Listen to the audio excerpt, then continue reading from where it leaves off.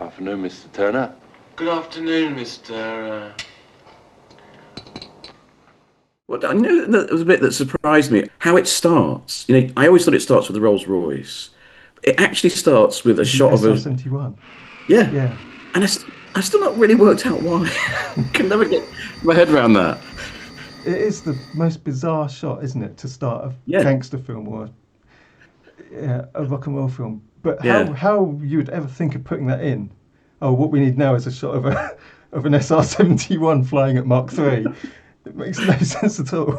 And I love that. I love the opening credits. Like it's silent for quite a long time. Then that sort of electronic music comes in, and that's really effective. I think it's really brilliantly done. And the song then comes in and then it fades out Yeah. for no discernible reason as the credits are rolling, and then it comes back in again.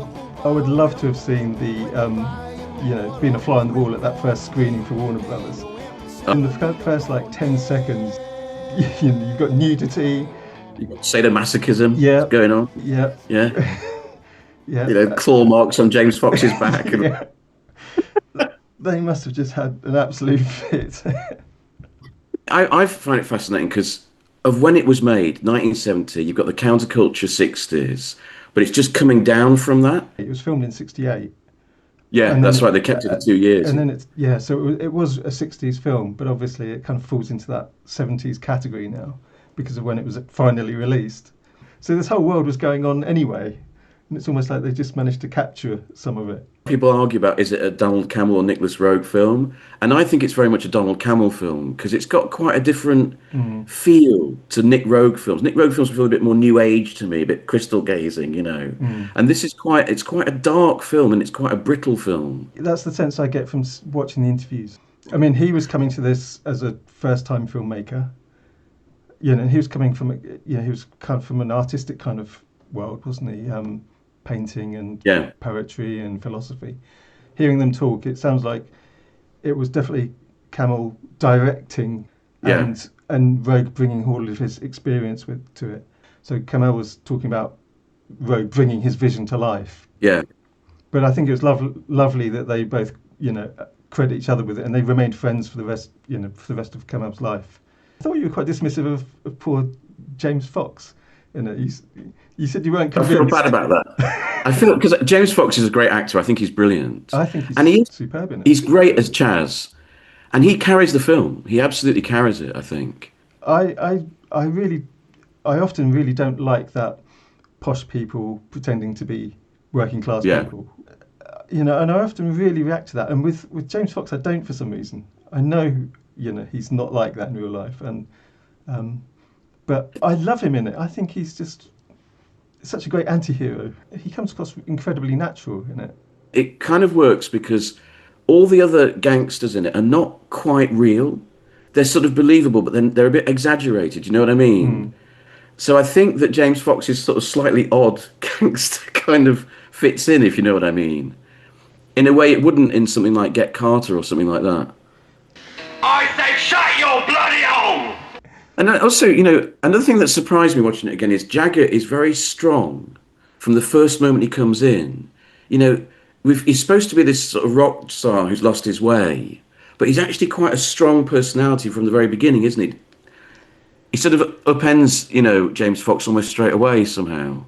And the characterization of the two women, Anita Pallenberg, and I can't never remember the name of the French actress, and they make a lot of the fact that she looks sort of like a young boy, don't they? They make a lot of that in the script. Yeah, I think, and again, I think she was Cammell's choice for that role because he spent a lot of time living in Paris, I think, didn't he? And putting in a French actress or a French person, I don't think she was an actress. But they're so different. There's nothing like them in any other movie I've seen, really. And the little girl Lorraine in it, Laurie, again. She wasn't an actor, but she's just so natural in it and just so kind of... Jagger's kind of little butler. Anyone want a cup of tea? I don't know if you remember, he's sitting in the bath talking to her. Yeah. And she's just sitting on the bath saying about how, how Turner was this great rock star. And again, things like that you can't do now. You couldn't have an adult sitting in a bath talking to a child of no relation. That's right. It kind of almost seemed like an extension to the world that they were in, Jagger and Pallenberg. She was dating Richards at the time, so... oh, really? Yeah. I did not know. And apparently he was like literally outside in the car waiting for her, getting increasingly angry and jealous about what might be going on inside. Oh, really? Yeah. Oh, that's interesting. Oh, wow. And the way she sort of attacks Chaz at the beginning is brilliant. Yeah, and teases him. Yeah, really unsettles him, There's And a she's very free in it. She's got there's a freedom in her body language. I don't know how to describe it. She seems kind of, at home in the film, Yeah, she's there lying on the bed and toying with her fur coat. Yeah. In a very suggestive way, and she just looks completely comfortable. Yeah, I remember that scene. It's strange, isn't it? Yeah. Do you call that equitable? I mean, I think that Memo to Turner song is brilliant, and I think the lyrics are fantastic. Yeah, it's brilliant, isn't it? Someone on my channel said that they thought that was just an MTV bit, and I don't feel that way at all. I think it's a key part of the film. Yeah, I think it's a magical moment, but how do you suddenly, when you're making a film, how do you say, right, now we're going to go into a song with Jagger in a place he's never been in? But the song is fantastic and it works. You've got to have a performance, haven't you? So James Fox does his performance in that garage when he, shaves that guy's head, and that's an amazing scene. And then I think that's Mick Jagger's performance. He's got to have his performance when he does his thing, But you know what, right? I don't think the Mick Jagger thing is just gratuitous. I think it actually does get the flavour of Mick Jagger's kind of image of rebellion. And I quite like that about it. It's a brilliant dream sequence in a way. Yeah, I was thinking about that garage scene, and I was kind of thinking, why is that in there? What's that about? Because he had to intimidate the lawyer, but it's Chaz doing his performance that he does in the betting shop beforehand as well. He goes in and he performs and plays the hard man. I have a client. What did I tell you? What did I tell you? Look at his guy. You've got Jagger who wasn't an actor. So many of the people in it were doing this for the first time. This film would not be the same if it was John Lennon. No. Or if it was, Roger Daltrey or Pete Townsend. It wouldn't be the same. A lot of those gangster characters weren't actors. Yeah, they're the real thing, weren't they? Yeah. Yeah. The Harry character and all that. He's a strange character, isn't he? He's in his slippers and he's always in bed.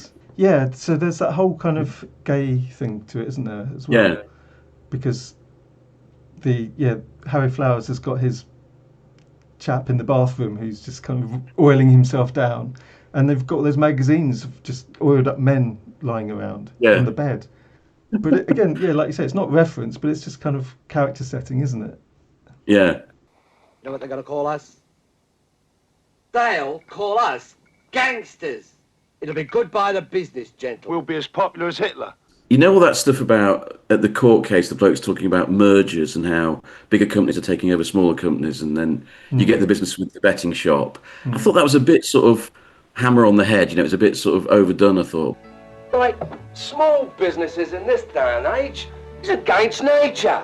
It's almost like the Long Good Friday, isn't it? That's kind of what the Long Good Friday was all about, with new money to be made kind of thing. We've got progress. Look at the Yanks. The new world. Organisation.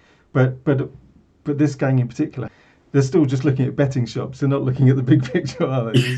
That's right. It's not point blank, is it? Let me tell you something about corporations, Walker. This is a corporation. I'm an officer in a corporation. We deal in millions. We never see cash. The other thing about when he's on the run, he changes the colour of his hair with red paint, which is just the most. You just couldn't do that, could you? It wouldn't work. You would just end up with. It looks quite good though. It looks good. The whole way that Chaz inveigles himself into the house, that scene at the train station, I'd forgotten that scene, and it's kind of weird. In that he's got to hear that information secondhand about where there's a room available.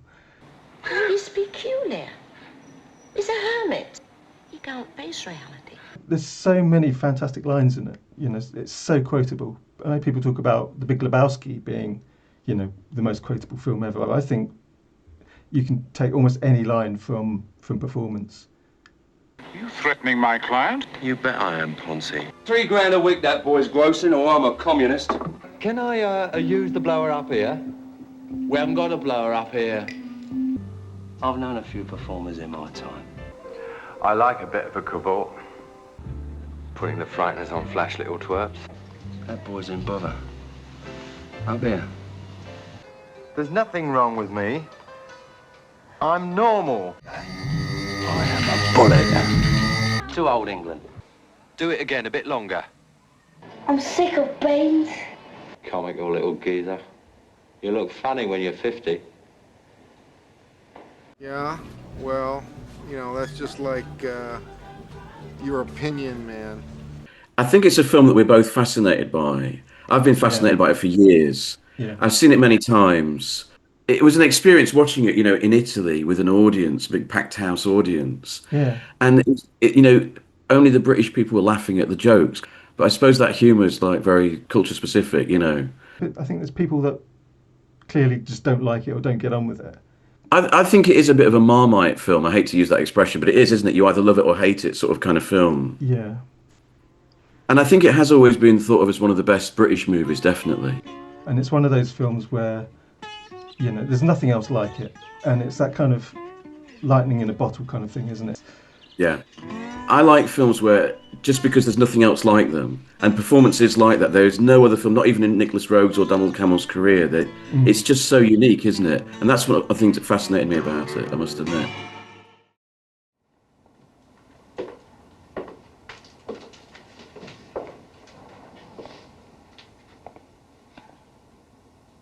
I've got to be off now. Oh, I'm going to talk to you some more. No, I've got to shoot off now. All right, that is, gentlemen. You'll have to cut this bit. You'll have to cut it.